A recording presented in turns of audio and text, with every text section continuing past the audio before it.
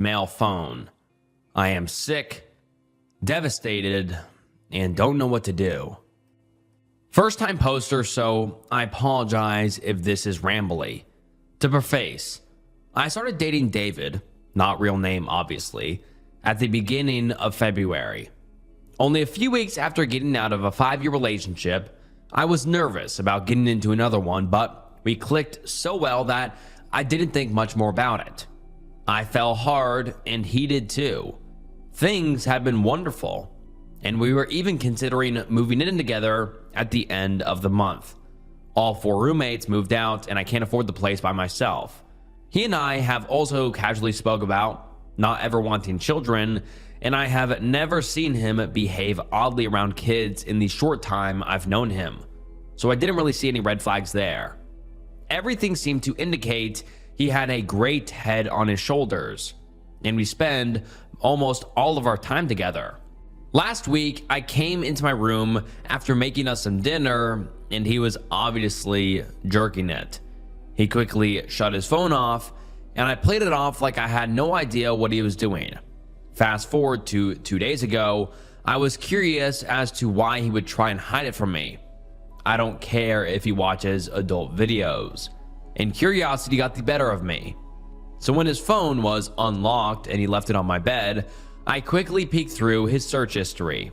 There was tons of adult videos, all the time, all conventional websites and mostly teen.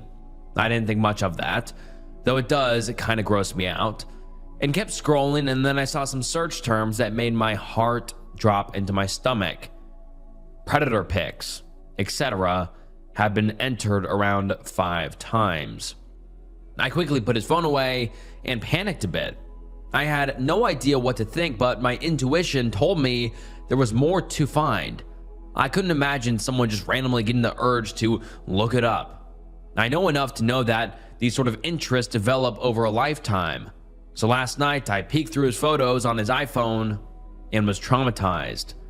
There were photos of me taking a sleep, of my chest, close-ups of my no-no square, and even photos he had taken while I'd fallen asleep on his chest and he had put his hands down my pants.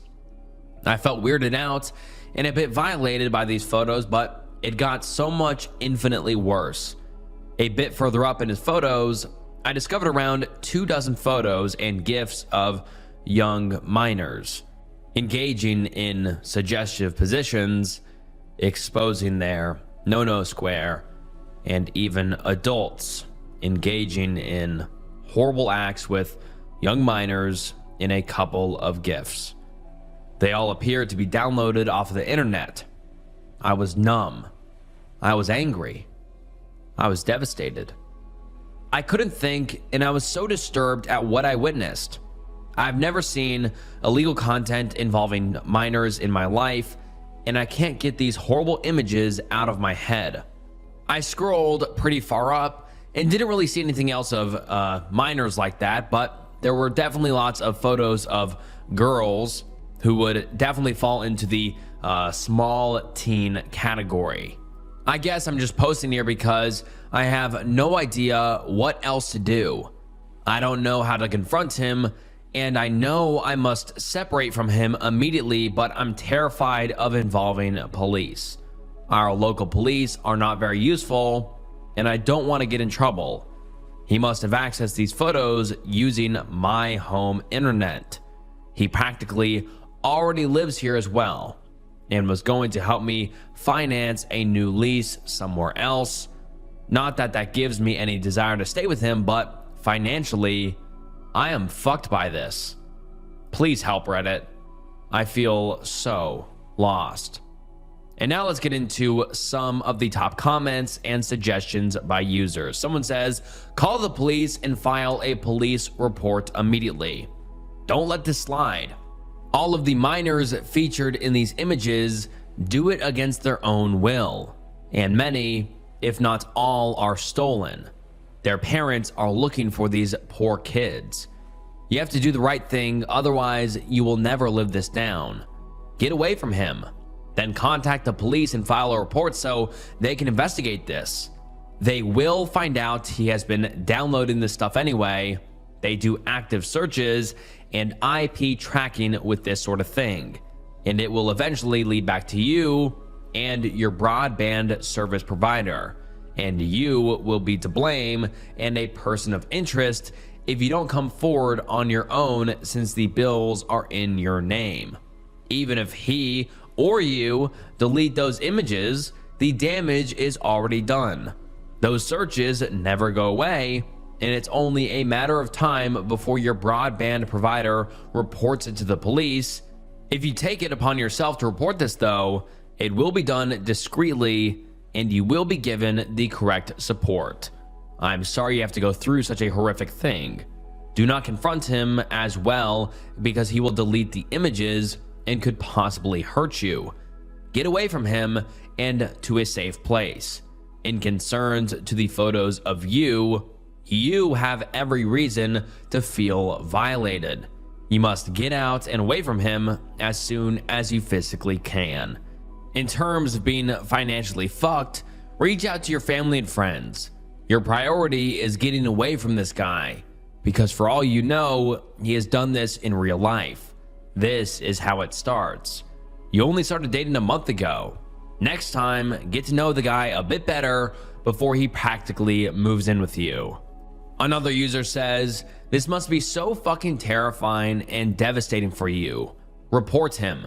Change your locks, get therapy. He not only committed a horrible crime that you were forced to see the disgusting details of, he violated you and you found out about it in a horrible way. I'm so sorry. There's no way you could have known, but it's good that you found out relatively early. I know this must be hard to process and face dealing with, but you're being so strong. Therapy will really help you process not only your relationship suddenly taking on an entirely different light, but any confusion, guilt, disgust, or hurt you feel. I know it's scary to consider that he may have used your internet to do this, but reporting him and being open and honest with any law officials, etc., will be what frees you from taking any blame for his sick actions if it were ever noticed that your internet accessed those things. We're all so here for you, and we are completely behind you during this. If you find yourself needing someone to talk to or anything of the sort, my PMs are open to you. I sincerely wish you didn't have to suffer through all of this, and I know financially this puts you in a difficult position. But I have faith that you'll be able to work that out as well. Maybe you can discuss that with your best friend for some insight or advice. And then the OP created an update post a few days later, which reads as follows. It's been a long night. Thank you all for staying patient. Also, this will be an immensely long post, so buckle in. First off, I just want to say thank you for the massive outpouring of support and love. I'm still trying to work through all of your PMs because I'd like to respond personally to each of you who were kind enough to send me loving words of support. I've been pretty overwhelmed by the amount of people who have commented and through reading every last one of your thoughts. I never imagined this post would gain nearly this level of traction and visibility, and it's my hope that if I can provide some description of the course of legal action taken and what advice I used from Reddit users, other unfortunate partners who stumble upon illegal content involving minors and find this thread, at least in Canada, will have some idea of what recourse they can take. I also want to state that for anybody who doubts the validity of my claims, I understand. This is an absolutely fucking insane sequence of events, and as much as I wish I had the energy to make something like this up for some arbitrary karma, I don't. To provide proof, I have sent photographs of identifications and the related arrest paperwork to mods and have worked with them to verify all of what I have written. Yesterday, I was picked up by my best friend Alex around 2:30. We drove around and talked for a while. I went to school, discovered it was closed, my scatterbrain completely forgot about spring break, and then we went back to his house to discuss all of the comments you had been leaving and come up with a course of action. We drank, talked, and after a few hours took a short break from staring at my phone to play some Apex. Alex dropped me back off at my house around 9:30. David was home, in my room, and immediately I noticed how he was exceptionally quiet and distant. He said he had to admit something to me. I prepared for him to admit to possessing illegal content involving minors, but instead he told me about how he had taken some photos of me sleeping. He felt really embarrassed about it, but he just didn't know how to bring it up. I feigned surprise and asked him if he had anything else on his phone he wanted to admit to me. He said no. I asked him to look me in the eyes and tell me that, and he did. I don't know why. I was hoping so badly that he would be so honest with me about illegal content involving minors, but I really thought he'd admit to it then and there. Instead, he admitted he had been feeling S-word the last few months, but didn't think he would act on it. He asked me if that changed my perception of him, and I said no. He grew quiet again, and I left to go shower. When I came back, he was getting changed and said he was going to walk for a bit and grab some food. It was around 10:30 at this point. When he left, I finally lost it and broke down. I grabbed my cat and hugged him and cried and cried and cried. I was so tired and wanted to shut my brain off so badly. I grabbed my phone and dialed the non-emergency RCMP line for my city. Shaking and crying, I explained to the lady on the phone that I had discovered illegal content involving minors on my boyfriend's phone. She put me through to the report line, and I spoke to another constable who told me I'd be contacted by another officer who would provide more details. I waited for around 10 minutes. The officer advised me that he would need me to come in and provide a recorded audio/video statement. I asked if I could do it over the phone, and he said no. It must be done in person so that if this goes to court, Crown Counsel has clear evidence that I was not coerced into stating what I witnessed. I don't have my full license yet, and because of the late time, I wasn't able to make it down there on my own via transit, so the constable said he would come pick me up, asked me if David was there, and if I could safely leave without arousing suspicion. Luckily, David knows about my close family-like relationship with my best friend, so I made up a lie about how my best friend got in a fight with his dad, and he wanted to talk to me about it. David didn't seem to question it, and I waited for the officer to arrive. He called me from a block number, and I walked outside and down the block to his SUV. The constable and another officer greeted me. I got into the front seat, and we drove to the station. During the ride, I asked him about whether seizing the phone on my own was a good idea. He explained that I had done everything correctly, laying low and getting my thoughts together to take it to the police without notifying David. He said if I had taken David's phone on my own, that it would have not been admissible as evidence in court. They would have returned it back to him, and he could have deleted all of the evidence since suspicion had been aroused. It was around 10:15 at this point. They placed me in an interview room, and I sat and waited for about 20 minutes.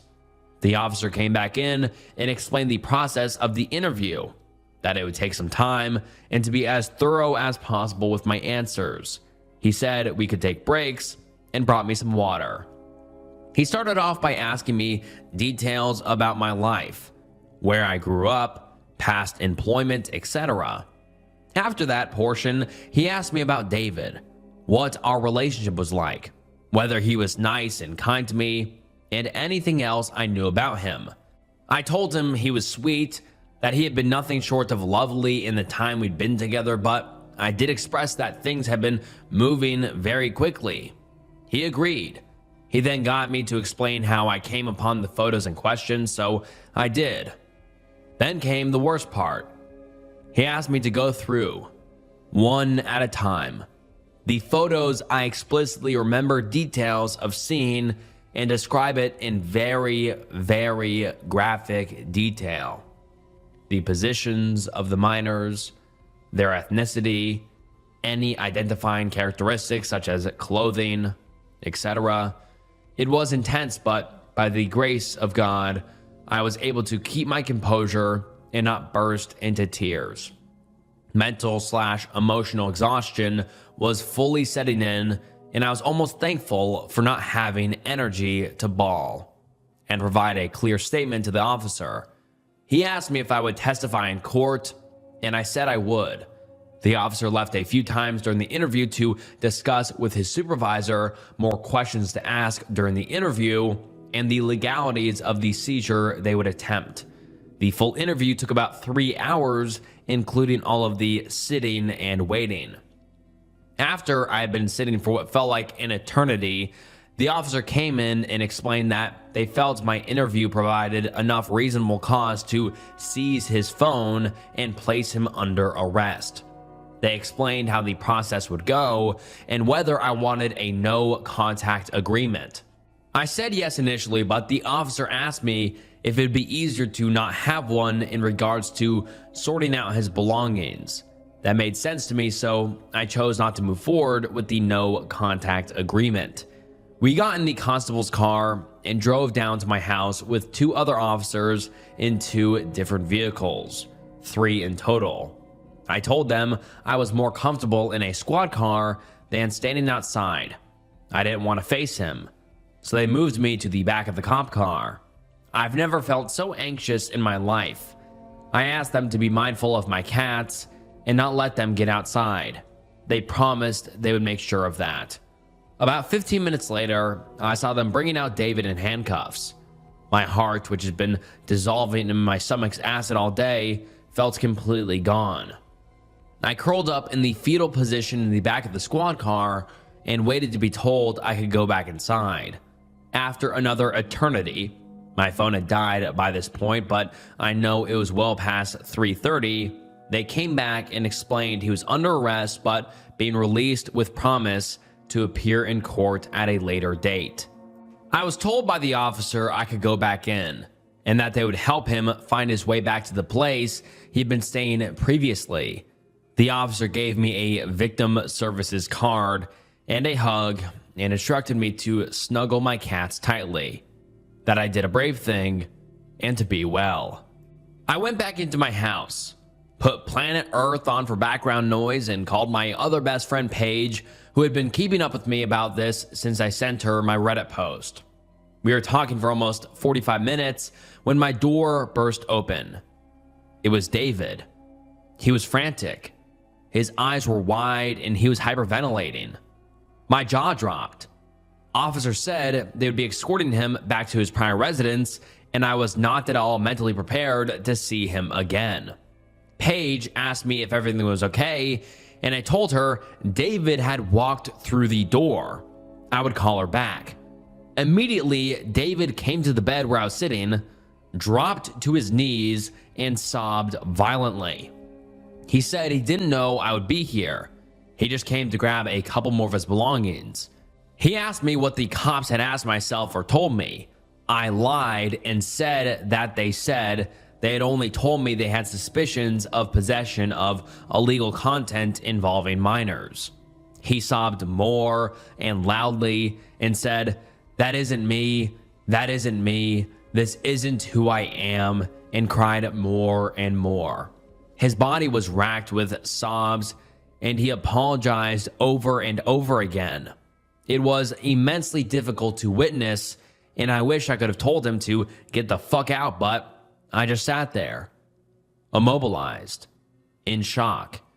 It was well close to 5 in the morning, and I hadn't slept or eaten much in nearly 48 hours at this point, so my body and brain felt like they were essentially non-functioning.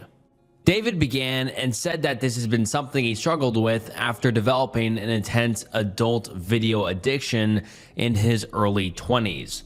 I asked him if he had ever been abused intimately, and he said no. He said he knew how horrible it was to seek these images out, but had no inclination or desire to ever violate any minors. He had never acted on these thoughts and never would. I asked him why he had never sought treatment before. and he admitted that he was terrified of what people would think. He had no idea what resources to access, and he felt ashamed. He said his previous S-word attempts in years prior were directly linked to the fact that he considered himself a predator. I nodded. I asked him if they would find anything on his phone that would incriminate him, and he said yes, they were going to. He admitted there were very explicit photos, and I asked him how he even found them. I don't recall we ever got to that. He promised me that he didn't use my internet to access it, but I don't really believe it. He apologized to me more times than I could count and asked if I hated him. I told him I wasn't sure that I felt hatred for him, but I was sure of being beyond disappointed in his actions. I told him how terribly I felt betrayed and hurt and violated. I expressed my sadness in what he had done, the innocence of these exploited minors, how he had so much potential to do so much good in the world, and how disappointed this was that he chose this route. Then I heard a loud knock on the door and lights outside my windows. 3 officers were outside, 2 of whom I recognized from earlier, and they asked me if David was here.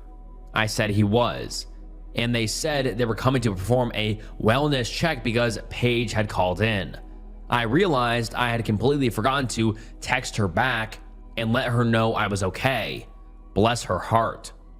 The officers took David outside, and they each asked him if they had any cause to worry about his actions tonight, and he promised them they did not. I told them I was okay, that I would finish my discussion with him, and if I had any issues, I would have them on speed dial. They nodded and left. David sobbed and sobbed for what felt like a millennium, and I just sat and, well, endured it. Tears just ran and ran and ran from him. He said he knew what he was saying was cliche, but he was sure I expected to hear this great big apology. He said if I thought he was being manipulative, he could understand, but assured me he was at his rock bottom and wanted me to know how horribly he felt about not only what he'd done, but what I had to go through. I just nodded. There was silence for a long time. I think by this point it was around 8 or 8:30 in the morning. I don't know how long I stared at my TV screen that said, "Are you still watching Planet Earth?" But it could have been a lifetime. I had no concept of time or what to do or say or what was the right way to feel. I think David was either silent or had fallen asleep against my bed. I didn't know or care. I was just numb. I would have probably sat like that until I died, but 2 of my 4 cats descended on my bed and meowed for food. I got up, fed my little critters and cats, and came back to bed. My brain wasn't capable of thought, so I stared at my TV screen until I passed out sometime around 9. I didn't sleep for long because when I woke up and checked my phone, it said 11:30. David was still awake and crying still. When he realized I was awake, he sat up and looked at me immensely pained. I just stared at him. He started apologizing and apologizing more. He expressed his life was over. He had nobody and nothing, and that I was his greatest light in life. How he never wanted to lose me. He expressed how much he cared about me and how he would do anything to win my affections back, to get me to give him a second chance. I shook my head and he sobbed, apologizing nonstop. At this point, I finally asked him to leave. I told him I needed space to sort out my emotions and I needed to get some sleep. I asked him if it would be okay. He nodded and grabbed his things. He said he would get out of my life and not contact me if that's what I wanted him to do. I said nothing. He expressed how much he loved me again and how sorry he was, and that if there was ever any chance of anything happening between us ever again, that he would be there. He said I love you about 10 million times and grabbed his bag and stepped out of my door. I've been laying in bed since then and writing this. I just want this to be over. I just want to move on and figure out how to sort the mess that remains. Also, I think I forgot to add that his court date is set for June. As far as sentencing, if he's found guilty of possession of illegal content involving minors, I believe he could be sentenced to 18 months max and a minimum sentence of 90 days. I will post updates again if I feel they are important. Otherwise, I will update again in June when he has been sentenced and let you know what charges are laid. Thank you all again for your support, kindness, and love. I have never in my life experienced such an outpouring of generosity and compassion, and I would have been so lost without some of your advice. I'll continue working on replying to your PMs, but in the meantime, I think I'm going to try and finally get some goddamned sleep. And then the OP doesn't give us an update for many months, but she finally comes back and gives us the update we have all been waiting for. Let's get into it. Hello everyone. I hope you and your families are staying safe in these shite times.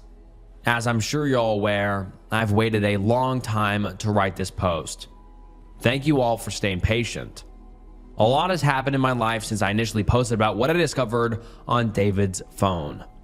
Initially, David was sentenced on court on June 11th, 2019. Well, June 11th came and went, no trial.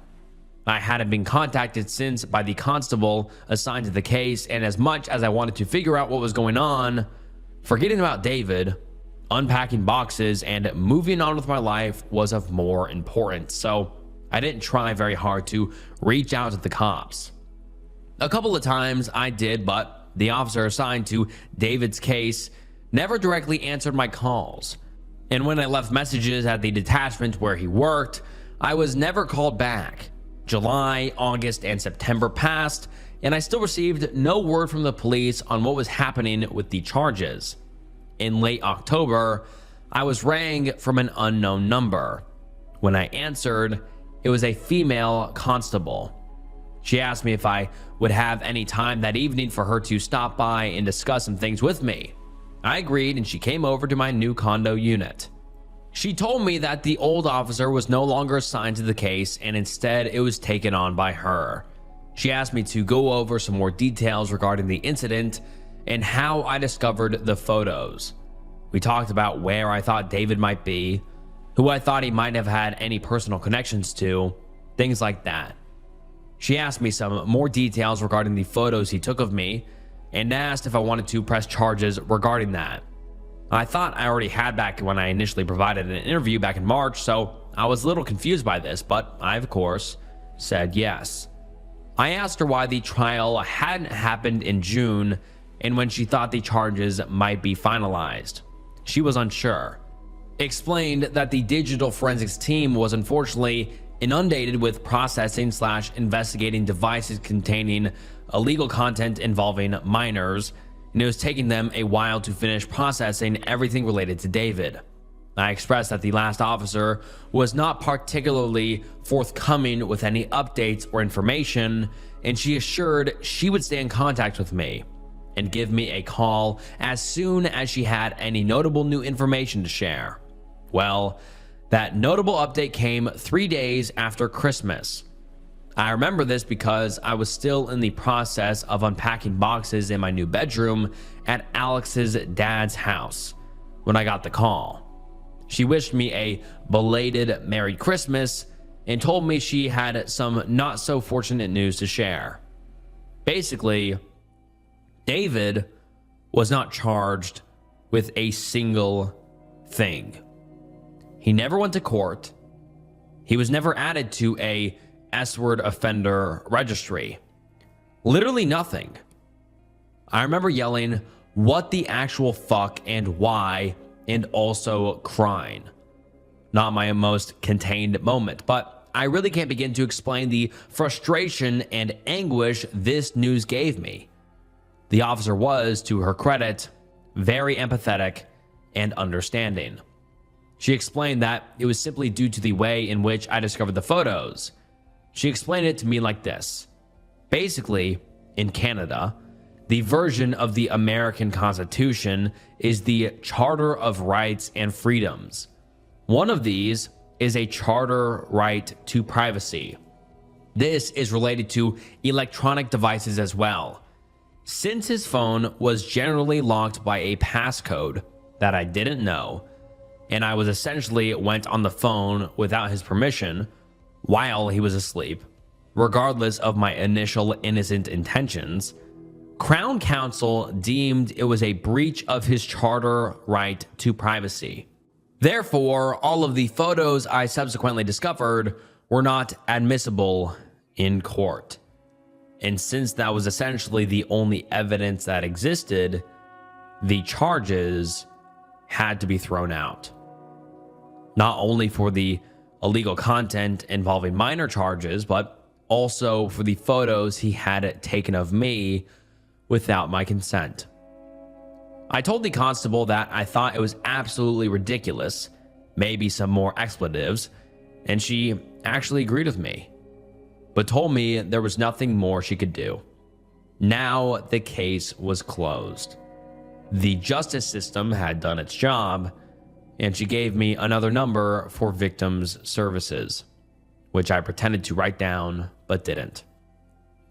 So, yeah, that's it. Life was to go on.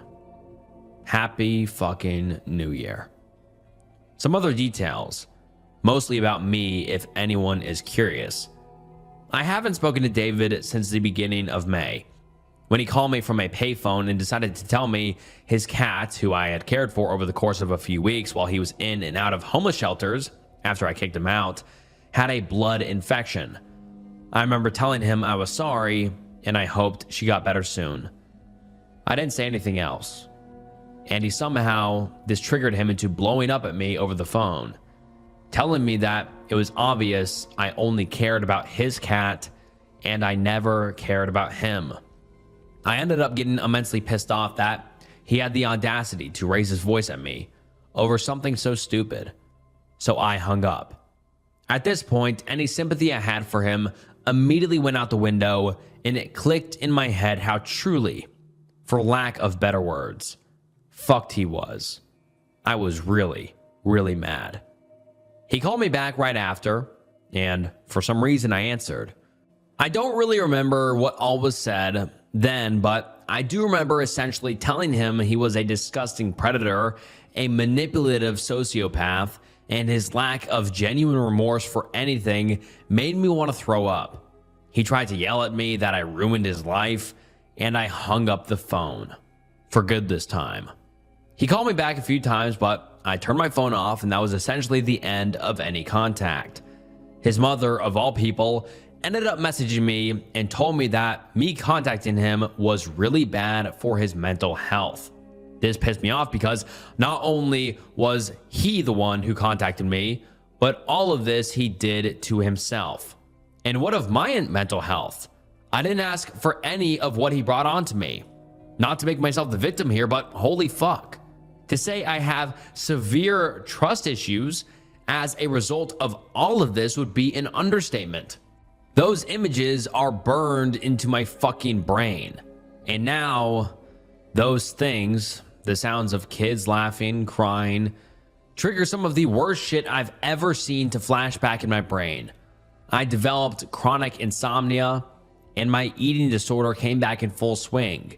If I hadn't been for a really good network of gaming friends, thanks Apex, and my best friend helping me to pay my bills and get into a place at such short notice, I would have been even more fucked.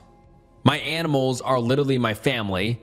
Mom died 10 years ago, estranged from father, and I was this close to having to rehome them. 2019 was one of the worst fucking years of my life.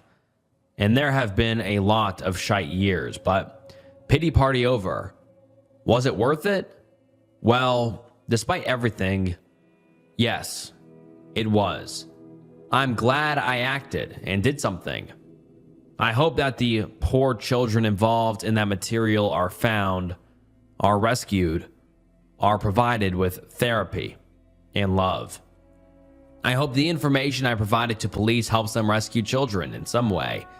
Maybe it's only a small percent chance it will, but if I hadn't done anything, that small percent would be a definite 0. And I learned some important things. I think I moved through the world with far too much naivete prior to David. I had a huge issue with abandonment, being alone, and codependency issues. I don't really struggle with so much anymore. That's why things progress so quickly with him. He also taught me what manipulative people look like by example. I also learned that 2 months is a laughably short period to dedicate yourself to living with someone, and that 28-year-old man who are going for women significantly younger than them are probably doing so because they lack the ability to attract more mature women of their own age.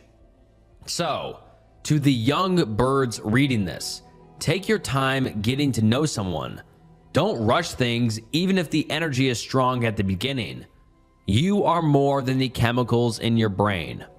Now, to every single person who messaged me or commented with love, please know I read every single one of your messages, even if I didn't reply. To someone with none, you truly felt like a pseudo family, and your reassurance of my actions and your thanks for doing the right thing really helped erase any doubt in my mind that I was making the wrong choice. I will always feel gratitude in my heart for your multitudes of kindness. To everyone who messaged me telling me that I was faking it, that I was just as bad as a person as David, that I ruined his life, that I should commit S-word, that I deserved it. I am sorry for whatever circumstances in your life have caused such anger that you feel you must lash out and try to hurt other people as well. I wish you all peace. This will be the last post I ever make regarding this. For any future folks who find themselves in a situation similar, please do not hesitate to act. Difficult things make us stronger, and you are very strong. Like Sylvia Plath said, out of the ash, I rise. Take care, everyone. Came home from a 5-night camping trip to find eat shit drawn in the dust on our sliding door. Took a closer look, and it's on the inside side. Nothing is missing. Nothing has even been moved. Originally posted to r/RBI, and the post reads as follows. And right away, the OP links a picture to the sliding glass door that she referenced in the title. And like the title says, it says eat shit on the door and written on the inside. And like the OP said, also in the title, that they were gone for 5 days previously. So how could someone have broken in, wrote that on the sliding glass door, and then left without taking anything? Pretty concerning and pretty weird, but let's get into the bulk of the post. The OP starts by saying, "Good morning. Girlfriend and I rent a 3-bedroom house from a company in a middle-class area west of Phoenix. It's a smart home with no video surveillance yet, but there is a motion detector facing the living room and sliding door. And the company knows when the front door opens, so we'll be checking with them today to see if they have a record during that time frame. They were closed last night. When we left, I remember double checking the locks, including the sliding door, and I feel confident that I would have noticed it that day had the writing been there. It also appears to be fairly new. When we arrived back yesterday and had this realization, I cleared the whole house, checked every closet and shower, every possible hiding spot. We do not have an attic or basement. No sign of anyone having been here. No bathroom use, no food missing.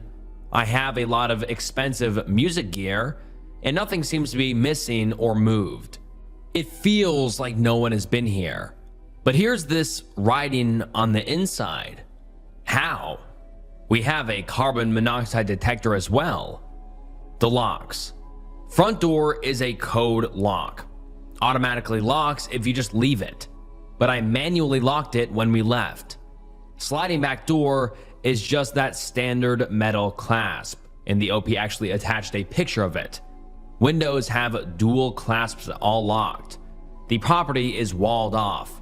6-foot brick wall around most of the property, and an iron gate on the other side. Scalable? Sure. Garage leads to a deadbolt door to the house, which we left open, so I suppose it's possible someone got the garage door open and left through the front with it locking automatically behind them. Company should have that record if that's the case. We only took my truck on the trip. Her car was in the garage. The idea that someone would get the garage open, despite seeing a car there, come in, not touch anything, write that, and leave without taking anything, I just don't see the motivation.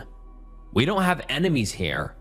We know several of our neighbors, haven't checked with them either, haven't called police because we were tired.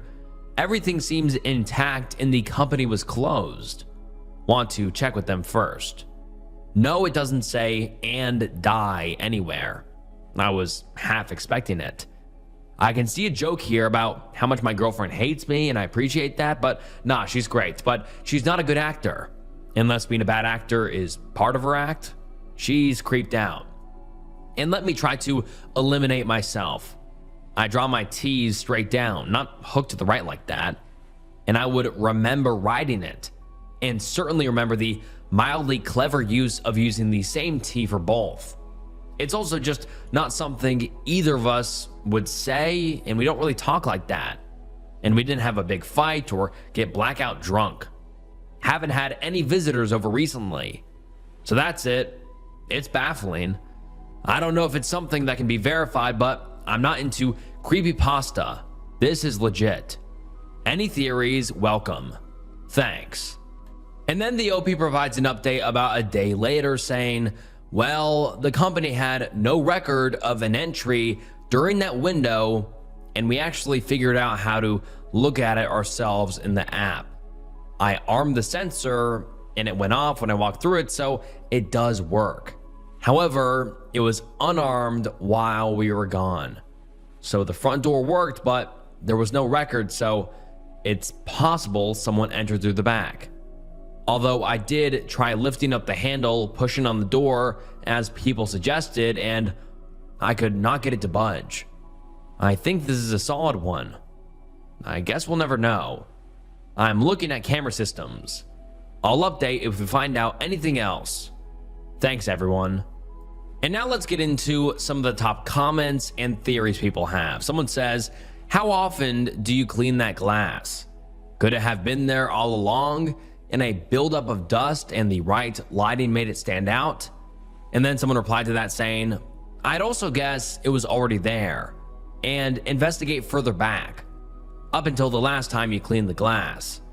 And then someone else says, finger oils stuck to the glass, and since no one was there to clean it off, it picked up the dust and boom, now it shows up. It's virtually impossible sometimes to see the oil until something collects on it. And then someone replies saying, bingo. Maybe the days before the vacation had high pollen and it got into the house. It settled to the door and stuck to the oil. Someone else says, I'm wondering if it was possibly there previously, but not noticeable until dust accumulated, as if someone had drawn it with a finger, possibly in frost or if the door had fogged up, and it just didn't show up until the dust didn't stick to the oils from the finger. I mentioned this as a possibility since I once exited my shower to see a smiley face on my medicine cabinet mirror. My young daughter had drawn it previously, but it wasn't until my shower fogged the glass that I saw it. And so that seems to be the general consensus in the comments, that people think the OP or someone the OP knows, like their girlfriend or whatever, wrote it on the glass beforehand or way beforehand, and it just required the high pollen or dust to eventually show up. And so it's most likely the OP that is freaking themselves out. But what do you think? Do you think possibly a robber or someone that broke into the house wrote that on the glass and left without taking anything? Or the more likely theory that the OP or someone the OP knows wrote that on the glass a long time ago, and the special conditions finally made it shine through but the OP has not since updated this, and this was 4 years ago, so most likely people in the comments guessed correct, and the OP wrote it themselves, but I'll leave it up to you. What do you think? I, 24 female, had accidentally killed my boyfriend's 28 male bird and had said hurtful things to him. I'm afraid that he's going to hate me. I am going to say this now. In no way do I believe that my actions were justified. I hadn't meant to do what I did, and I feel incredibly guilty about the whole situation. I feel like there is no way I can ever apologize to him in a way that would be adequate enough to atone for my actions. We've been dating for 3 years, but have known each other for about 5 or so years. We had always been close friends. He's had depression/anxiety for a majority of his life due to his childhood. Our relationship was more or less perfect. I've always tried my best to be understanding due to some strange habits/attachments that he uses to cope with his illnesses. While his attachments were somewhat unhealthy, in my own opinion, as long as it helped him cope, I tried not to mind it much. One of his weird attachments was a bird. He had never been addicted to drugs/SH, but had found comfort in this cockatoo that he said he had since high school. I had never liked birds much, but he says that doing stuff like bird watching had always helped him to take his mind off of any intrusive thoughts. His bird wasn't aggressive or anything, but I wasn't a big fan of it. He had what I considered to be an unhealthy attachment to the bird, but I had never said anything to him about it. These past couple of months, our relationship had been a little rocky. I'm not sure what happened, but he started to avoid me and would clam up whenever I asked him what was wrong. For context, we lived together. This had happened before, but never to this extent/time period. I began to wonder if I'd done something wrong or hurt his feelings somehow. He had explained before that sometimes he just gets like this for no reason, and he assured me that it would always pass. It normally would, but this time I wasn't too sure. It had gone on for too long. My boyfriend works from home, and I had the day off. He was in his office doing whatever the hell he does with that damn bird. I swear, he pays more attention to the bird than he does to his own girlfriend. At one point, I went into his office and locked us both inside, demanding that he tell me what the problem is. Bad idea, probably. He hates being cornered, and I knew that and decided to use that against him. He asked for me to unlock the door and to leave, and that he'd talk to me later/in the living room. I refused, once again demanding that he tell me what's wrong, and if he didn't, I'd break up with him. I feel like it was kind of a low of me to corner him and threaten him, essentially forcing him to share something that he wasn't comfortable sharing at the time, but that thought didn't cross my mind at the time. I feel terrible, but all I wanted at the time was answers. We had gotten into a heated argument, although one-sided.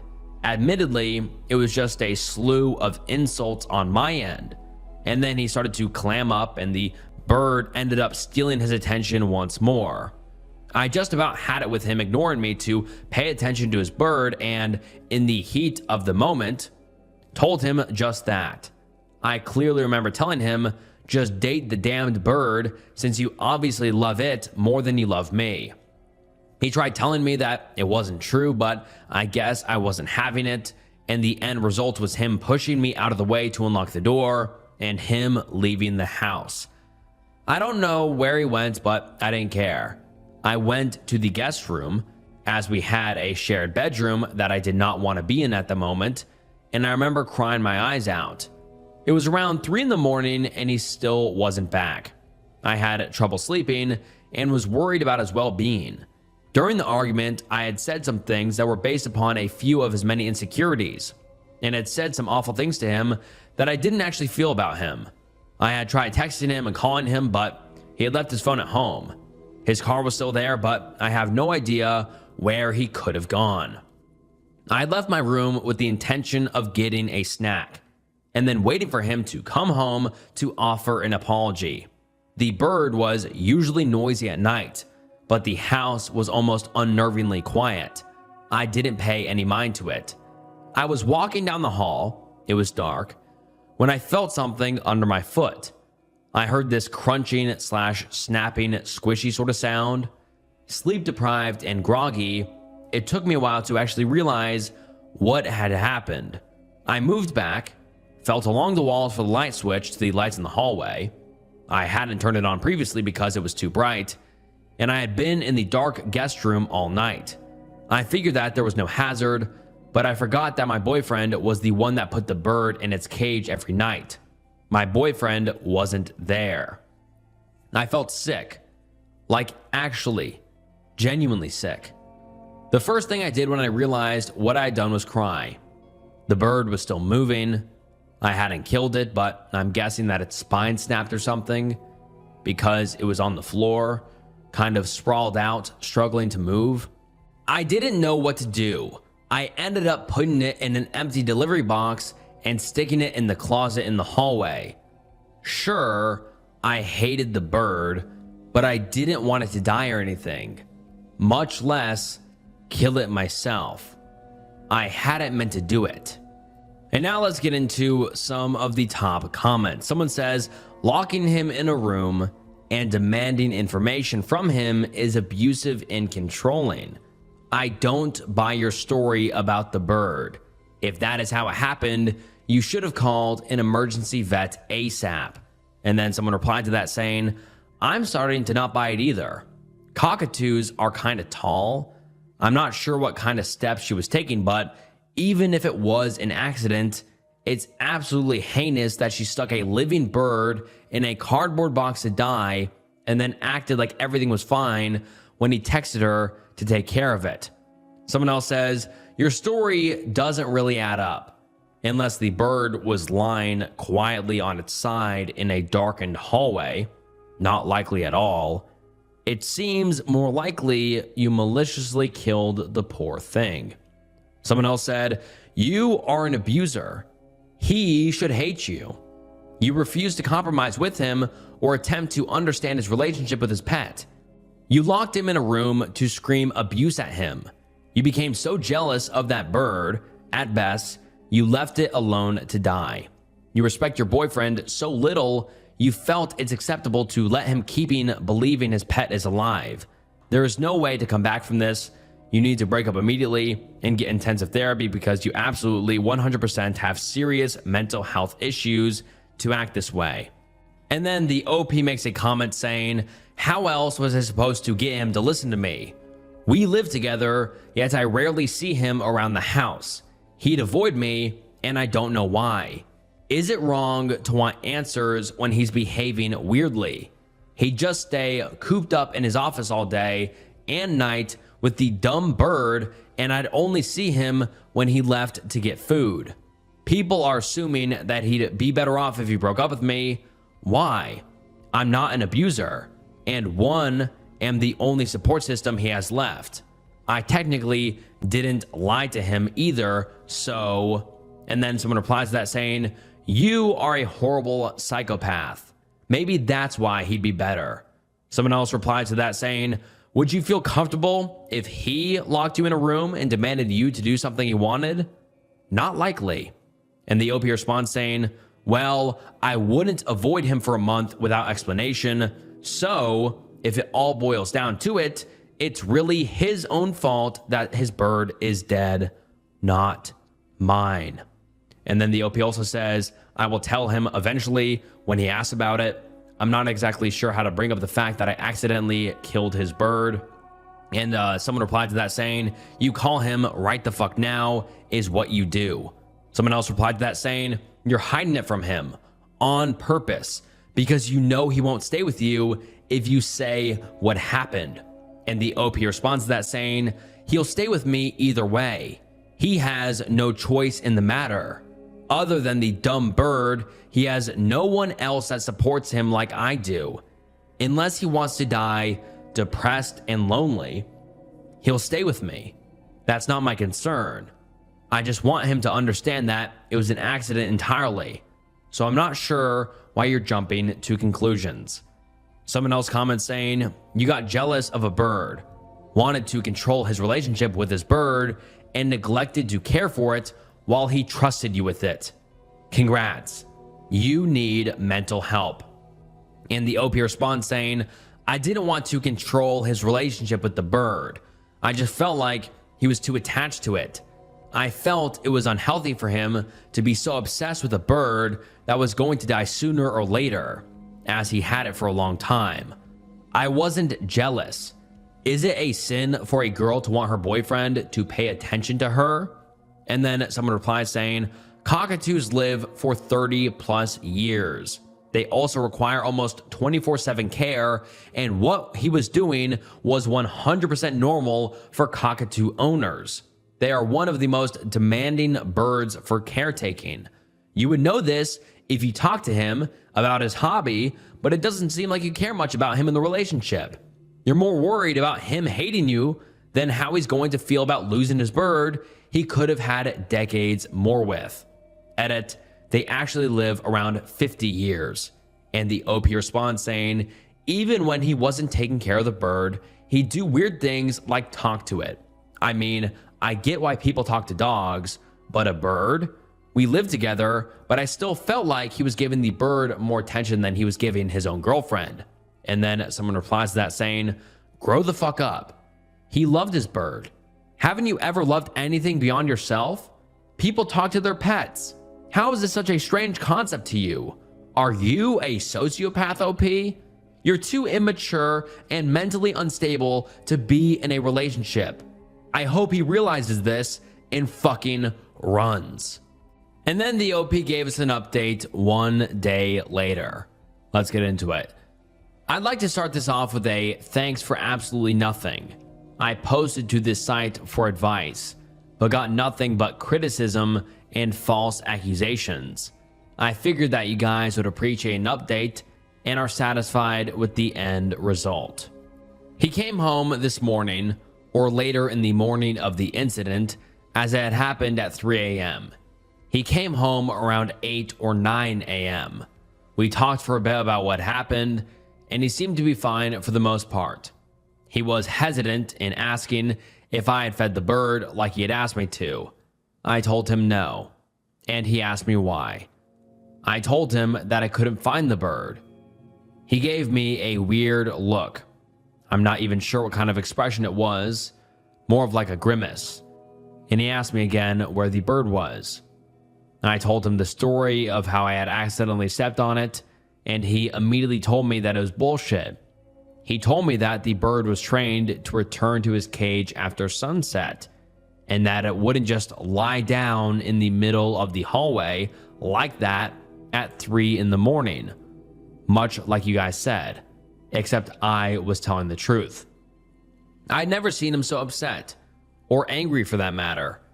He accused me of killing the bird on purpose, which is something I didn't do, and something that no one believed me when I say that was an accident, for whatever reason.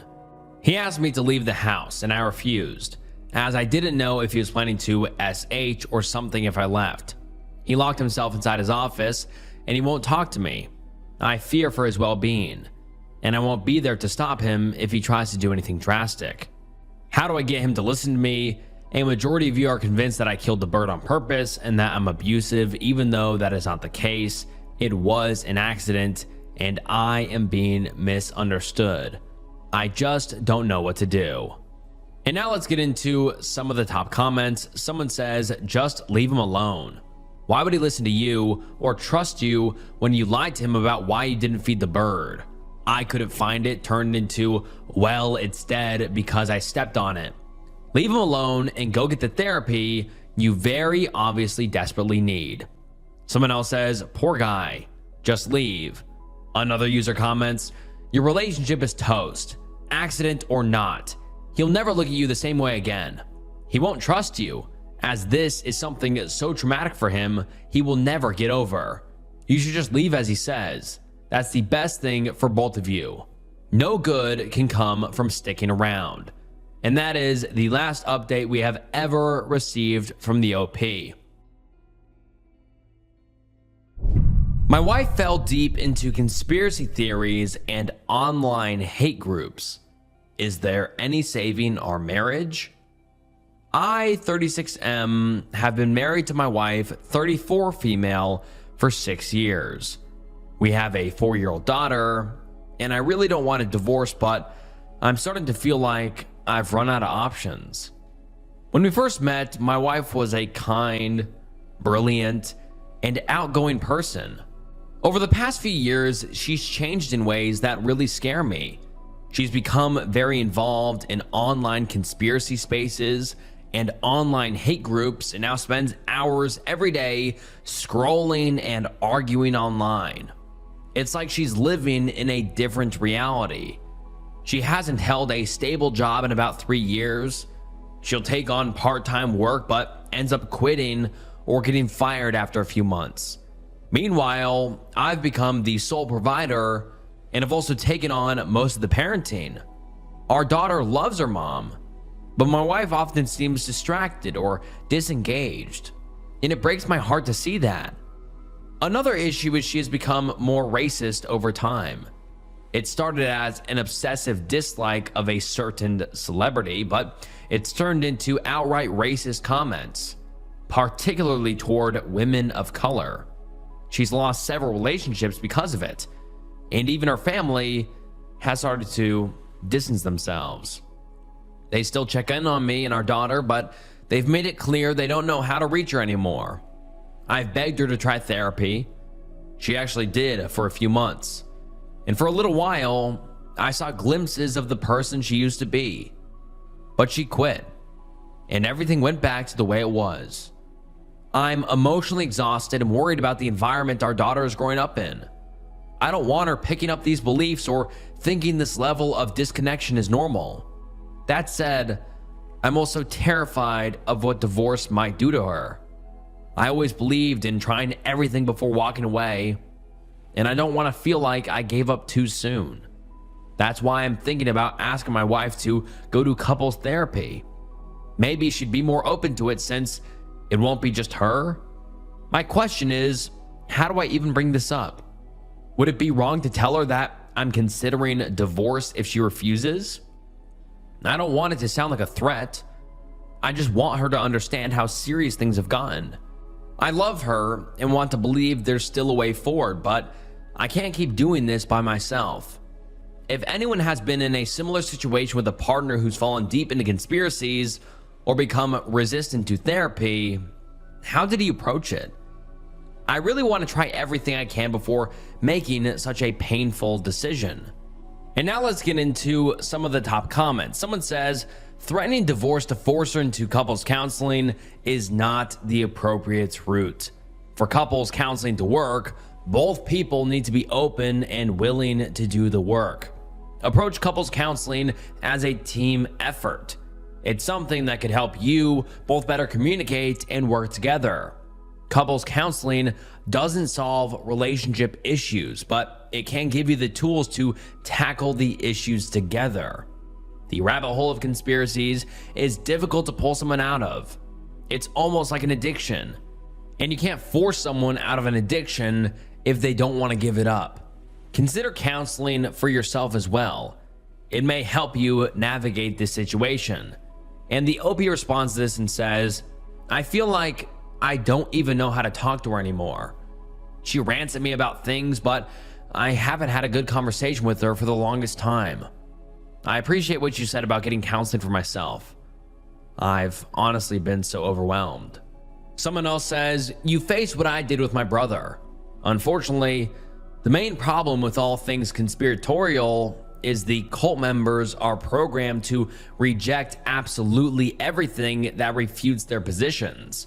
Counseling will only work if she realizes she has an issue, and you can't really use it as a lever because there is just no way she will respond to the stick without automatically concluding that you are a part of the cabal, deep state, libtard, them, that is out to get her and her cult members. It did not end remotely well with my brother. We are permanently estranged. And then the OP responds saying, I was afraid to hear this. She used to be a liberal, but she is now strongly anti-medicine, thinking of homeschooling our daughter because the education system is manipulating kids or whatever, anti-government. It's a long list. I'm sorry about your brother. Another commenter says, your daughter will do far better being raised in a co-parenting arrangement than being raised in a loveless home. Staying together for her is not the right choice. You need to want to stay together because that's what's best for you and your wife, and it seems like your wife isn't good for you anymore. And the OP responds saying, one of the things that really scares me about the idea of divorce is what would happen with a custody arrangement. I may not have any control over what our daughter is exposed to during her time with her mom. I'm also scared about her general attentiveness. My wife can be so wrapped up in her phone or online discussions that she tunes everything else out. If our daughter needs her or got hurt, I'm not confident she'd notice right away. Another commenter says, if it's possible, I'd try filming the moments you mentioned where your daughter is specifically trying to interact, but she's clearly not interested as she's on her phone, etc., and play them back to her. And the OP responds saying, thank you for filming suggestion. And the OP adds to that saying, she used to be a very outgoing person. She had a large supportive circle of family and friends, was involved in our community, and then the pandemic hit and she started spending so much time online and just never went back to being her old self. No matter how hard I tried, or her family or friends tried to reach her. Another commenter says, as soon as you mentioned getting obsessed with a celebrity and now is against women of color, I pegged this as a Meghan Markle thing. I'm sorry she had found her dopamine hits in hatred. Best of luck to you and your daughter. And the OP responds saying, surprisingly, her obsession with Meghan Markle has been just as detrimental as her anti-medicine or anti-education beliefs. It's been one of her strongest running online fixations and, in many ways, acted as a gateway for more extreme behaviors. What started as a constant criticism slowly bled into racist attitudes in real life. Another user comments saying, and you're perfectly okay having your children growing up to be racist too? You need to divorce her, no matter what happens to her. She's going to turn your children into hateful little bigots if they hear the pathetic vitriol their mother is spewing. And the OP responds saying, I'm not okay with my daughter growing up to be racist or mean to other women. This isn't who my wife used to be. And I kept hoping something like therapy could help her find her way back. I've been doing everything I can to protect my daughter from this, but people keep acting like divorce is some magic fix. If we split, there's a good chance we'll have shared custody, and I won't be there to protect my daughter the way I can now. Another commenter says, talk to a lawyer. Usually they offer a free consult. This will give you the information you need to make a decision. I worried and worried for nothing, but do protect your daughter. Go for full custody and let her testify on her behalf. And the OP responds to this saying, we'll definitely start looking into a lawyer and getting full custody. And then the OP makes an update about 1 month later, but basically the OP is just reiterating what he said in the last post we just read.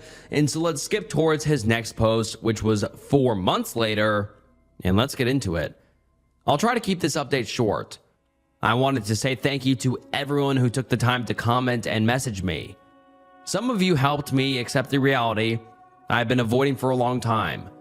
My soon-to-be ex-wife was not going to get better, and I had to act to protect my daughter. I also want to specifically thank those who pointed me to the conspiracy casualty sub. Reading other family stories and seeing how similar the patterns were was incredibly validating. It helped me understand that this wasn't something I could love or wait my way out of. I took the advice of some commenters and I started documenting my ex's neglect of our daughter, her racism and extreme beliefs, and reached out to a divorce lawyer. I checked on our joint bank accounts as advised, and discovered that she had been withdrawing large sums of money from a joint account we opened early in our marriage for family vacations, etc., and that we had discussed using to eventually set up a college fund for our daughter when she was born. When I confronted her, she initially denied taking the money. When I demanded she show me where the money went, she went on a long rant about creating a better world. She admitted she had donated money to organizations like TPUSA, claiming they would create better schools and keep kids safe. She also spent a significant amount on designer handbags, shoes, and clothing that she had hidden from me. The craziest thing is she was also being scammed by someone she met through some royal gossip subreddit who claimed to have hired a private investigator to expose Meghan Markle. Apparently, this person would send her negative articles about Meghan Markle and claim that the private investigator had discovered this information and sent it to the press, and my wife would send more money. She told me all of this as if it were completely reasonable and saw nothing wrong with it. I told her I was filing for divorce, and at first she thought I was joking. But then she exploded at me and began throwing things while ranting about me breaking up the family. A glass cup she threw hit me in the head. I left the house bleeding and went to my neighbors, who called the police. She had trashed the kitchen by the time the police showed up, and they arrested her after I explained what happened. I applied for and was granted a domestic violence restraining order, along with temporary custody of my daughter. My wife currently has supervised visitation only. She is facing a misdemeanor criminal charge related to the domestic battery incident, which is being handled in criminal court alongside the ongoing divorce proceedings. She is currently living with a former coworker, and her family has reached out to express support for me and my daughter. I am in the middle of divorce proceedings, and my lawyer believes I have a strong case for sole custody. This isn't how I ever imagined things ending, but I'm grateful I listened to the advice here when I did. My priority now is my daughter's safety, stability, and emotional well-being. Thank you to everyone who helped push me to act. And now let's get into some of the top comments. Someone says, as awful as it sounds, her hitting you with that glass might be the best thing to happen in this case. A CDV verdict is usually a massive help to securing custody. Best of luck to you and your kiddo, and hopefully your ex maybe someday regaining their sanity. And the OP responded to this saying, my lawyer told me the same thing. Before we had discussed how family courts preferred joint custody arrangements, but we might have a chance if I could prove neglect.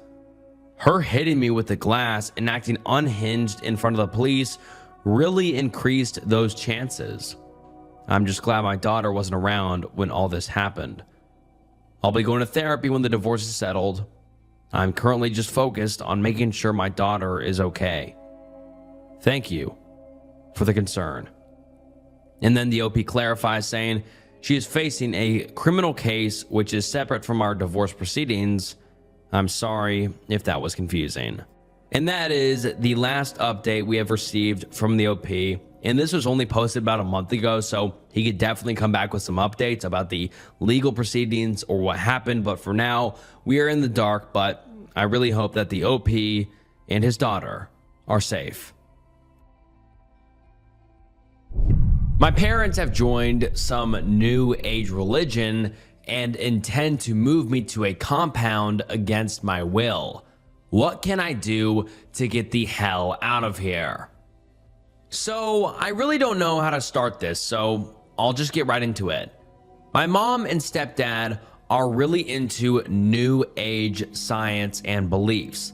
I've never agreed with them on this and didn't know how extreme it was. Recently, though, they've become involved in an extremely weird support group. I say that in quotes because I have no clue who they are. When I'm around, they never mention any group names or what organization they work for or are a part of. Because of this, I have not had much luck finding out stuff as New Age cult gives too many results to look into. This Monday, my mom and stepdad sat me and my 4 siblings down. They told us that we will be moving at the end of the month to a more stable location within a spiritual community. According to them, they plan to pull all 5 of us, I'm 16, couldn't think of anywhere else to mention this, out of school here and enroll us in their mind awakening school wherever we move. I tried to get anything out of them, but they refused to talk to me at all about it. According to them, because I'm still a child in mind, body, and spirit, I need to listen to them and not ask questions. I've actually been freaking out since then and have been trying to get advice, but I've been unable to. They cut off the internet, phone, and TV Tuesday, and they have been keeping a laser focus on me and my siblings since then. I'm currently at a friend's house, and this is the only way I've actually got access to the internet. This seems like a cult 100% to me. Last night they had 3 people come and talk to me and my siblings, and the stuff they told us was crazy. I was talked to alone by an old man who told me about how my mind is closed and that I will slowly learn to open it as my parents have, and that the leaders will love to meet me and put me in their programs. I need to know what I can do here. My dad has shared custody of me, and since Monday, I've had no contact with him. He is supposed to have a call with me every night, but my mom claims he's been informed and supports this 100%. I tried calling him this morning, but he didn't answer. He lives in another state, so it's kind of hard to get into contact with him outside of phone and email. I'm at a friend's house because I was able to leave the house for the first time in a week this morning after I told my parents I wanted to go to the park, but came here and told my friend everything. Her parents are not home, but she's trying to call them, and I plan to stay here tonight if I can. My parents have forbidden me from using the internet because it's, quote, full of lies from them. I'm so lost right now, it makes me sick. I do not want to go with them to this obvious compound, and I need to know what I can do here. Can I just run away? And if my parents harbor me, can they get in trouble? If my mom has been lying about my dad, can he do anything? Thanks. And then the OP makes a quick edit to the post saying, I talked to my mom and told her because I would be moving soon, and this might be one of the last times I could see my friend, I would like to stay the night, and she said it was okay, and that this family was trustworthy not to try and corrupt my view. I got into contact with my dad, and he's pissed. He did not agree and was told I didn't want to talk to him. My 15-year-old sister's dad was told the same, despite the fact he has primary custody and she only spends the summers with us. My sister's dad is going to call CPS too, and I just got done with my call to them, but I won't repeat what they said here. I will be spending the night here, and when my mom asked me to come back tomorrow, my dad has told me not to go back and tell her that he'll be flying down here to Florida immediately if I don't check in with him or he hears I went back to her. He says that he is already looking into emergency custody. I want to thank my friend's parents real quick because holy fuck, they have been great.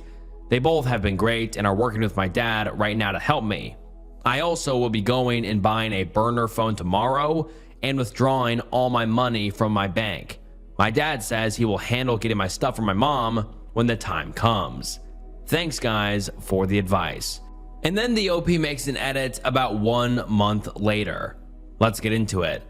Since my last post got popular and people still seem interested in my situation, I thought I would give you guys an update on everything. It's been over a month and I'm sorry I kept you guys waiting.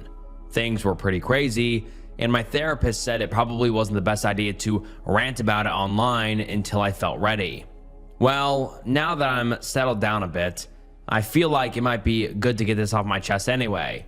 Sorry if this disappoints you guys, though as my dad says, I should not include any personal details for fear of leaking my identity, so even though I know the group now, I won't be naming them for fear of it getting back to me.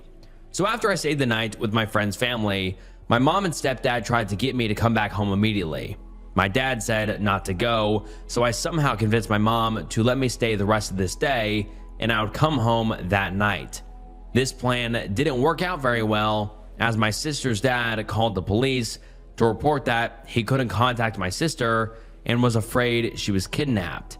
It didn't take long before my mom caught on that I was the one who leaked to him their plans, and they freaked out. My mom then came to my friend's house and tried to force her way in to take me because I had been corrupted and needed to be locked away from bad influences until we left for the compound.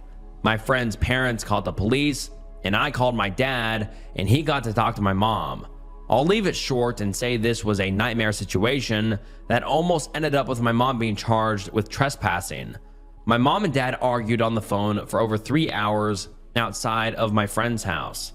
In the end, my dad made it so I would not have to go with them, but the only safe place my mom would agree to me staying is with my uncle 4 hours away. I stayed with him for over a week, and it was the worst week of my life. My mom called me constantly to try to talk to me and, quote, save me from the evil energies my father had possessed me with. My stepfather also began to send me various threats and told me that at the end of the month, I was coming no matter what. After a week of this, everything changed. My mom stopped calling me. My stepdad stopped texting, and they went quiet for 4 days. Me, my uncle, my dad, all of them couldn't reach them. My sister's dad also stopped being able to reach them. During this time, my mom bought my sister a plane ticket home, and my sister's dad only learned of this when he got a call after my parents dropped my sister off at the airport. After this, my mom called me one last time. She proceeded to tell me that she had been meditating, praying to my guardian spirits daily, and talking to the leaders, all to help me open my third eye to see the truth and understand I was being used by evil. During these sessions, apparently she finally realized the truth and saw me for the, quote, evil spawn I was. According to her, I am a evil seed, and that I not only was brought here to bring evil spirits onto her and her good children, I also infected the womb and corrupted my sister. She told me to send my uncle down and pick up all of my worldly possessions that were infected and to not come with him or ever contact her or her family again. She ended up telling me that I was never her child and that she hopes the universe deals with me. The last contact I know about was her telling my dad she wants to revoke her parental rights.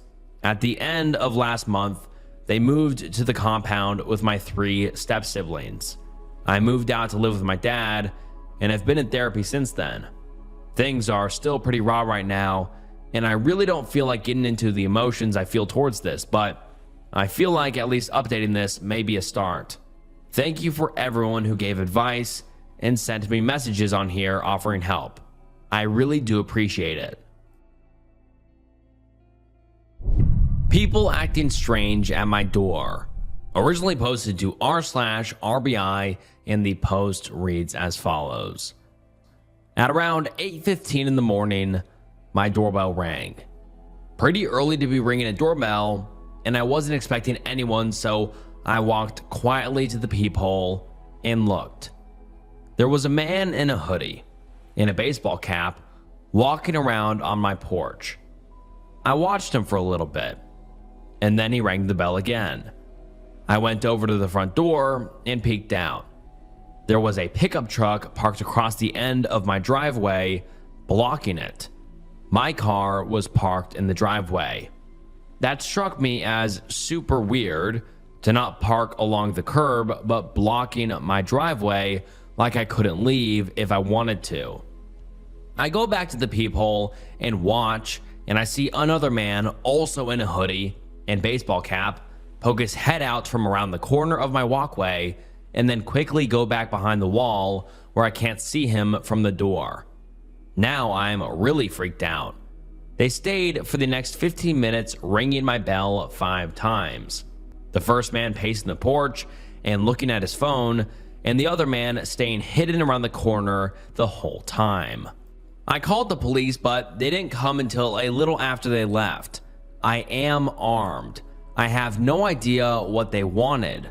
I didn't speak to them and try not to give them any clue that anyone was home, but my kids were up, although they were being pretty quiet. The man at the door did seem to try to listen for noises. I live in a typical suburban neighborhood, nondescript house with a minivan parked in the driveway. I'm not involved in anything shady or anything like that. Maybe they had the wrong house? They haven't come back so far, but I thought maybe somebody would know what they were up to. And now let's get into some of the top comments. Someone says, please get some sort of ring camera. Shady shit is less likely to happen if they know they are being recorded. Also, I love the car alarm technique if you had one. Someone else said, I have a security alarm siren and flashing red LED lights wired to a switch that I use to scare off uninvited guests. It works great. If your car alarm has a panic button, that will also work. Someone else says, we literally can't investigate this, but it could be anything. Someone pulls a truck into my driveway like once a week right now, asking to do my lawn or something since it's starting to get warm again. Could also be someone who intends to push into your door. Sure, less likely, but nothing's impossible. You might ask your neighbors if any of them got visitors. Someone else says, I had someone park as you described and ring my doorbell for 5 minutes at around 9 p.m. a month ago. I was laying down with my 1-year-old and eventually my wife got me up. I stupidly just went out without thinking. Turns out it was someone who lived a block away telling me my truck cargo light was on. Was your situation this innocent? I don't know, just saying it's not always crime. And then when I went to the OP's profile, the OP has not updated us on this situation ever. And this was 2 years ago, so I don't think we're going to get one, but that's pretty sketchy. I mean, for that one guy to keep going behind and peeking around the wall, that's sketchy. And then the guy just pacing in front of the door and the car blocking the driveway, all of that's very sketchy in my opinion. Luckily, the OP didn't go out, but hopefully they didn't show back up. And I mean, it's kind of concerning that the OP hasn't given us an update, so hopefully he's all right, but who knows? What do you guys think? Boyfriend won't stop watching our new neighbor out the window. Hiya. Not sure if this is the right place to post this or if it's even something I need to worry about. Haha. But would love some advice. For context, me, 39 female, and my boyfriend, 40 male, have lived together for the last decade and have been dating since high school. We live in a small town and are happy together. My boyfriend is a manager at a local store. I don't have much of an idea of how he acts at his work, but I'm friends with some of the other managers and they have their complaints. Mainly that he passes work he should be doing off onto subordinates a lot. As a person, he is not cruel, but he can be a bit short, admittedly a bit lazy, and rude to some in and I don't care how you feel but won't intentionally upset you type of way. This will be important later. A couple months ago, a new family with maybe 3 kids moved in across the road. It just so happens that one of the kids, who's 16 to 18 female, works in the same store as my boyfriend. I'll call her Kay. The area of the town we live in has the houses very close together, with narrow streets and low walls around yards. Because of this, we can see right into our new neighbor's shed. It has a glass roof and wooden walls, so we can only see in from upstairs or from this one spot in the lounge that gives us a view through the shed door window. I see Kay in the shed all the time, almost whenever I pass a window.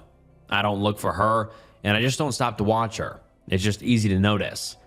I've seen her play instruments in there before, and if you listen carefully, you can hear it. Sometimes it looks like she's just sitting in there chilling, but I don't know. In any case, she's in there often. I don't know what else she does in there because I don't look on purpose. My problem is that I think my boyfriend is intentionally watching her through our windows. I'll go upstairs to the bathroom and catch him looking out the window in that direction. He's even started sitting on the sofa besides the window in the lounge, which he normally doesn't like to sit in, which is the only spot in the lounge you can see into the shed from. I realize this doesn't sound like much, which is why I'm posting, but it's happening multiple times a day. Initially, I thought that maybe he was just listening to her play instruments, but then I'm catching him look myself, and she'll just be chilling, not making any music. Adding fuel to the fire, my friends who work at the store with him have mentioned to me how he helps her out, even when she doesn't need it, and is very patient and kind to her. This is a bit weird. Please refer to start of post. I told myself that it's because she's a new start, been there about 3 months I think, or because she's young. But if I'm being truthful with myself, they have new starts all the time, and the majority are young, and I've never heard of him acting like this before. What do I do? Does he just have a crush, or do I need to say something? Maybe this isn't something I need to worry about. Thank you for the advice. And now let's get into some of the top comments. Someone says, no matter what his intentions are, I definitely would not be comfortable with this. Even if they did not work closely together, he's quite literally spying on a underage girl. Kind of unsettling, even if he was single. I would ask him about it and hope for a truthful answer, but I doubt you're getting one. Someone else says, you've been together since high school, and I've noticed that a couple, after a long time together, will often have one or both people stuck at the age they were mentally when they first met. I agree with you and think your boyfriend has a crush on this girl, and I can't say if it's healthy or not, but it is fucking creepy that he is spying on and constantly helping an 18-year-old girl who actually works for him too. I would be very concerned if I were you and would bring this up and see what he says. Side note, you did not list one positive attribute of your boyfriend in this post, and I'm curious as to how the rest of your relationship is. Are you two both satisfied with your relationship? You've been together a long time too. As you said, do either of you want to get married, or is that not of interest to you two? And the OP responds saying, we have a good relationship, yes, which is part of the reason we aren't married. We are happy as we are, and neither of us see a need for it. Also, I'm not sure about her age. I know she was under 18 when she started working there, either 16 or 17, but I don't know how old she is now. She's been there 3 or 4 months, but I can't be positive. Someone else says, OP, come on. He is 40 years old and spying on a young girl. Gross. Just gross. You need to let her parents know that people can see down into the shed that this girl is seeking privacy in. Sheesh.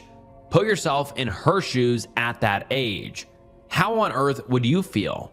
Also, he obviously thinks highly of you, OP, doesn't he? Spying on this young girl right in front of you? Tell her parents, please. Keep this girl away from this bent, lazy dude going through a midlife crisis and spying on a young girl. Also, report his behavior to the store manager in order to protect this girl. And OP, as you enter your 40s, they can be awesome with the right guy or on your own, but certainly not with this dude. And then the OP actually made an edit to their original post saying, okay, I'm getting an awful lot of very not helpful comments. It's creepy. I get that. Why else would I be posting here? I'm asking, what do I do? Do I talk to him? Do I go across the road and talk to her or her parents? Do I talk to my friends who work with him? Counseling? Do I break up with him? I'm looking for advice. That's creepy is not advice. And sadly, none of the comments did give the OP the advice she was looking for, but many people in the comments, like the one I read, were just saying that it is extremely concerning, which is true. No doubt it is creepy that this guy is staring into a private area where a young girl is hanging out, and also how he works with her. That adds another layer of creepiness to it. But then the OP provides an update 2 days later. Let's get into it. Thank you to everyone who offered advice. This update could be a good or a bad one, depending on how you look at it. So when my boyfriend got home from work, I sat him down and told him I wanted to speak to him. I said that I wasn't accusing him of anything, but he needed to give me an explanation for why he kept watching Kay and why he was treating her the way he was at work. He said he was sorry, that he hadn't thought about what he was doing would look from my point of view. One of the people boyfriend works with, Lee, is Kay's uncle. I don't know Lee well, but he's best friends with boyfriend. My boyfriend told me that Kay had been on temporary sick leave from work because Lee caught her with evidence of SH on her arms. Lee spoke to her about it and found out that she is a lesbian and is struggling because her parents don't support that type of thing. Her parents have been told that Kay is on holiday from work rather than sick leave because they can't be told about the SH without telling them about her preferences sexually, which could be dangerous for her. This leave is temporary until Lee figures out how to help her. But because they can't tell her parents, Lee has asked a boyfriend to keep an eye on her as much as he can since we live next to each other. Boyfriend then told me that part of the reason he has been taking this so seriously is because 10 years ago, his cousin committed S-word because he was gay. I was a bit upset that he hadn't told me this before. I knew that he had died, and I attended his funeral, but I thought it had been because of depression that he committed S-word. He explained to me that it was because he wasn't sure if I was homophobic or not. I come from a very conservative Christian family, and while I admittedly was homophobic when I was younger, I am ashamed of myself for that and would like to think I've grown as a person since then. He then told me that this situation had made him realize there was faults in our relationship. This was partially because he didn't know that I was a safe person to speak to about what Kay was going through, and also because watching Kay reminded him of how I used to be. Kay plays instruments in her shed, as I mentioned in the original post, and he said that seeing her so passionate about music reminded him of when we were teenagers, when music had been my greatest passion, and I had wanted to pursue a career in it. He said that he thinks we both have lost our way a bit since we were young, and I have to agree. I have no passions and no hobbies anymore. I work in a job I hate, and I see now that having both lost ourselves so badly has had more of an effect on our relationship than I thought. We have decided that we will be going to couples counseling. I will be signing myself up to some music classes, and boyfriend is thinking about going to individual therapy to help him work through some of the guilt he has over his cousin's S-word. In terms of Kay, I have suggested to my boyfriend that we put some money towards helping Lee in paying for therapy for her. We are comfortable with money and should be able to afford to help her. Now that boyfriend and Lee know I am not homophobic, we can work together to figure out the best way to help her without putting her in danger with her parents. Thank you for everyone's advice. I hope this update will do. Haha. P.S. Before anyone says anything about it, I have confirmed that what my boyfriend said to me is true with both Lee and a friend who works with them. So I know this is not just some excuse he's made up. Thank you. And now let's get into some of the top comments. Someone says, wow, that was a twist I didn't think I was going to see. I'm very touched by your boyfriend's caring nature and your openness to talking to him and understanding what is going on without judgment. Both of you are very mature, and I really do respect that as someone who is now in a 5.5-year relationship and working hard toward a long-term commitment. I really do hope you can both help rekindle each other's passions, and also that you'll both be able to help Kay in her struggle with her sexuality, along with providing her with any support that you can. And then someone responds to that saying, right? I was expecting something sort of horrendous, and it is, but in a sad way, not a creepy way. I'm glad that this young kid has people who care about her though, and I'm glad your boyfriend has been extra kind to her. It's probably making a world of difference right now. and you don't even know it. I hope everything works out in therapy with you two and your bond grows stronger. I also hope that girl gets the help that she needs." And then someone else responds saying, "Good luck with everything. And as a small, safe gesture, if you feel safe doing it, you could pop a small rainbow flag or poster in the window so if Kay or anyone else like her in your neighborhood walks past, they know there's a safe friend." And the OP responds saying, "I might speak to my boyfriend about doing that. Thank you for the idea." And then someone else says, "What a fantastic update. I am so happy for you both." And the OP responds saying, "Thank you so much."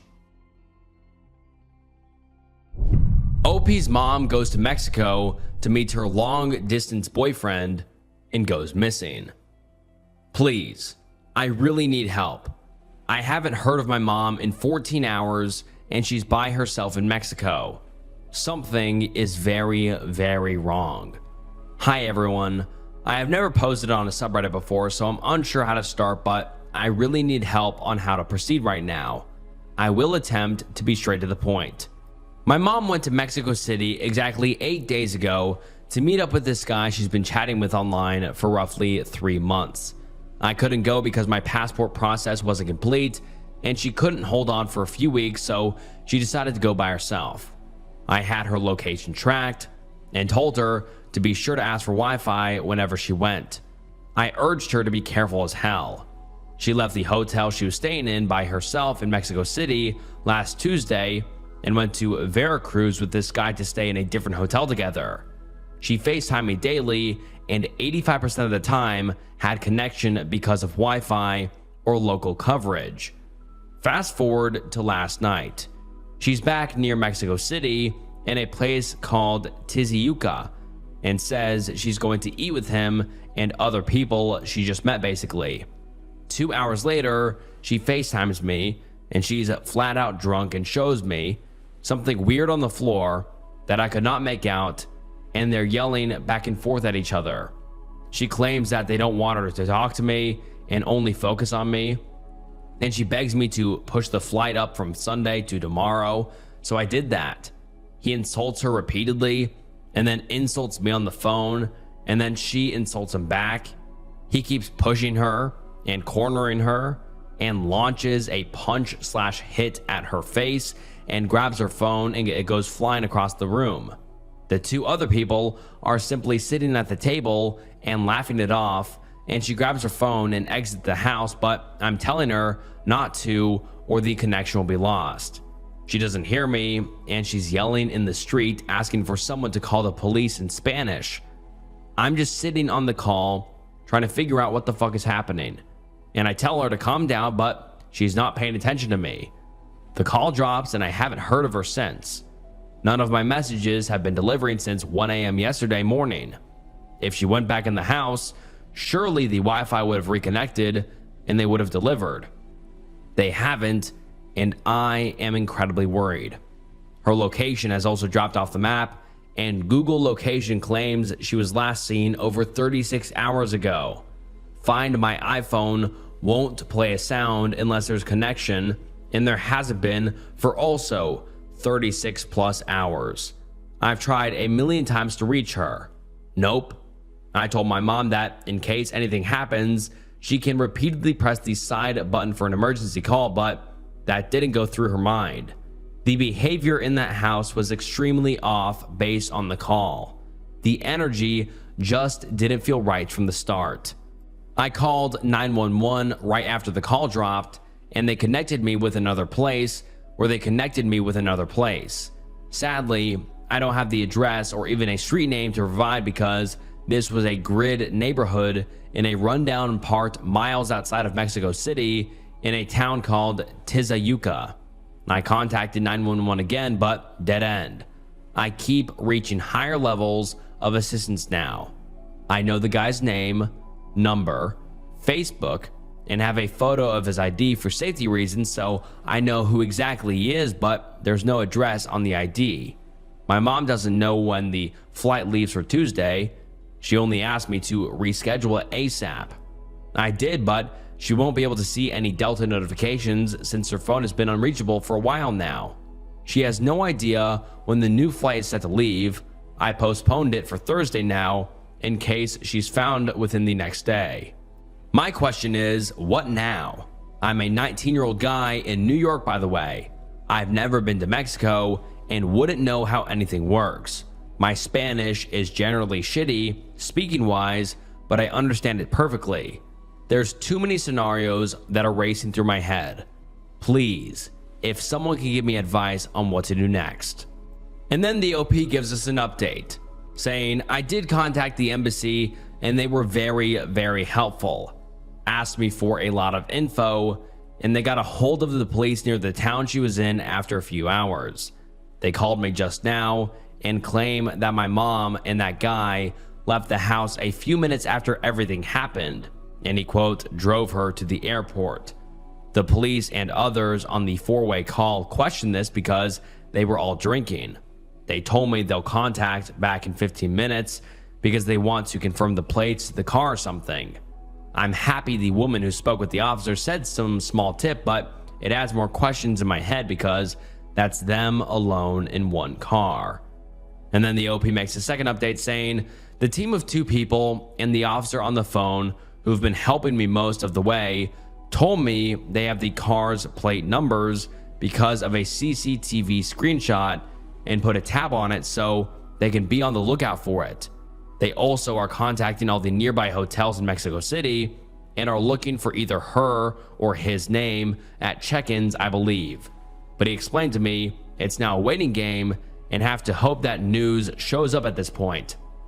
The lucky thing is they have plate numbers, but it wasn't a cab and her phone hasn't synced for almost a day. Surely she'd have a Wi-Fi and a charger with her if she had arrived at a hotel already. Update 3. I just checked with Delta on the phone even after checking online and seeing that she hasn't checked in for her flight due in a few hours. I probably have to push the flight further down another day or two because Delta didn't help me much. Also, I did find this guy's Facebook, which seems kind of sketchy. His number was on it, so I got his WhatsApp and noticed he was online much recently. I forwarded all of this and the picture of his ID I asked my mom to send me earlier in the day to the man helping me from the embassy. It's mostly a waiting game now. No signs showing my mom's phone as turned on or had service since the call dropped last night. I have to sleep and I have work, but now I don't know if I should go in case I miss any call. Update 4. 36 hours later. Long story short, I filled out a missing persons questionnaire for review and I got the license plate number, make and model, etc. I think I'm doing a good thing right now. My mom's coworker took me to my local precinct, but that was a very big dead end. They are considering I should hire a PI for this now, but the man who's been in touch with me hourly from the Mexican embassy is telling me they're looking and will get in touch with me on an update by midday. Right now, it's 11:30 a.m. I hate to say it, but there's no positive updates right now. The hole is deepening and no signs of any activity on Find My iPhone. Gmail tracking. Cannot play an emergency noise because the phone isn't connected to internet and no calls go through. I really hope the day ends with some positivity because right now I've almost exhausted most of my abilities to move forward. And oh my God, I can't even imagine how he feels right now. I mean, I would be beyond terrified. And the OP is exhausting all of his efforts, contacting the embassy, contacting the police, etc. And they can't give him any answers. God, I would just be, I would be a wreck. I mean, this is like a nightmare situation. But then the OP provides a 5th update. Let's get into it. Guys, my mom is okay. Good news, but also basic news. She FaceTimed me and said she had no service, etc., etc.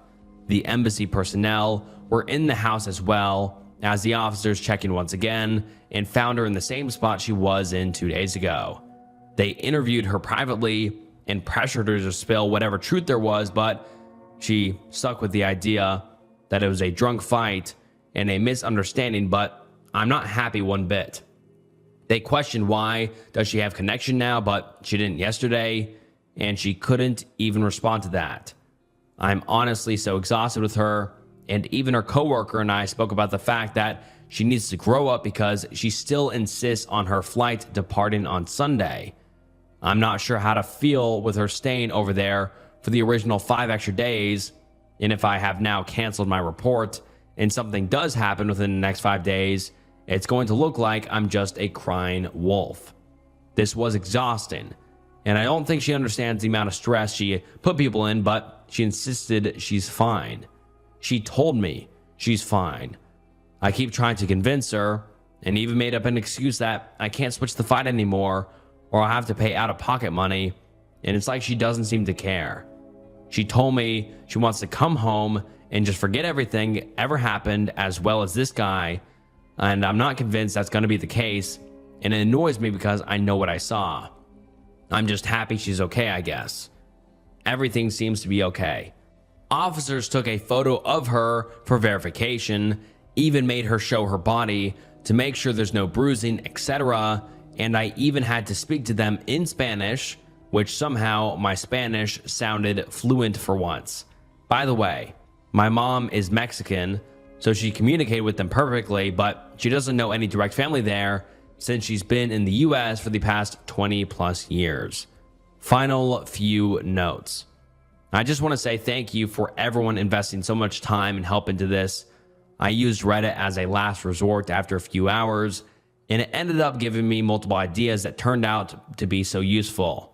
Sorry for worrying everyone here, but I'm not happy with the results as a whole that much, and just want her to come home because the fact that she wants to stay an extra few days isn't sitting right with me. Trust me. Her being alive and clearly safe/comfortable makes me feel relieved, but I don't know what to think. I appreciate each and every one of you, and sorry for not answering messages because I was busy most of the day. I was about to start making a whole GoFundMe for a PI, but it won't be necessary now because I'm genuinely so warmed by everyone going out of their way to check themselves and even offer help. Update 6. She's coming home tomorrow, Thursday instead of Sunday now. I think she woke up this morning with some brain cell growth, so thank God I didn't make any flight changes. Update 7. She's home, and we're all good now because we talked it out and she's sorry and explained to other people I told her, and they told her not to do that and leave someone hanging, etc. But she's home, so thank you everyone. And now let's get into some of the top comments. Someone says, I have the feeling something happened to the mom during those hours of no contact, and she was probably in shock when she first contacted her son. The comment about wanting to forget what happened makes me think some pretty bad shit went down.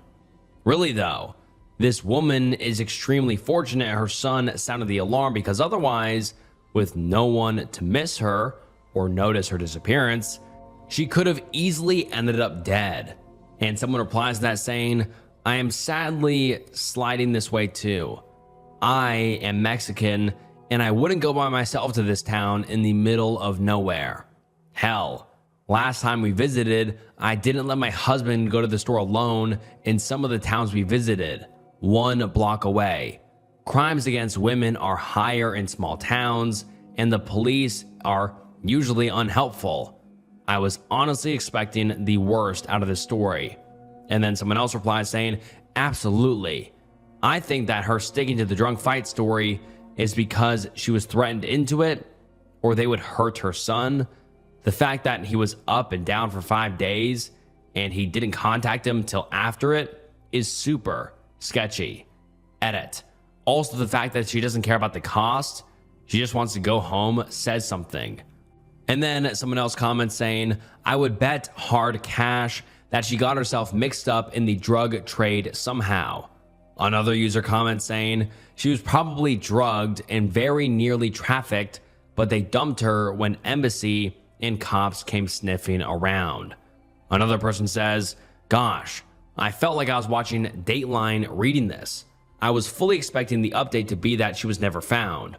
What a shitty mom putting her son through this. Another commenter says, I was horrified reading this. I'm glad the mother is back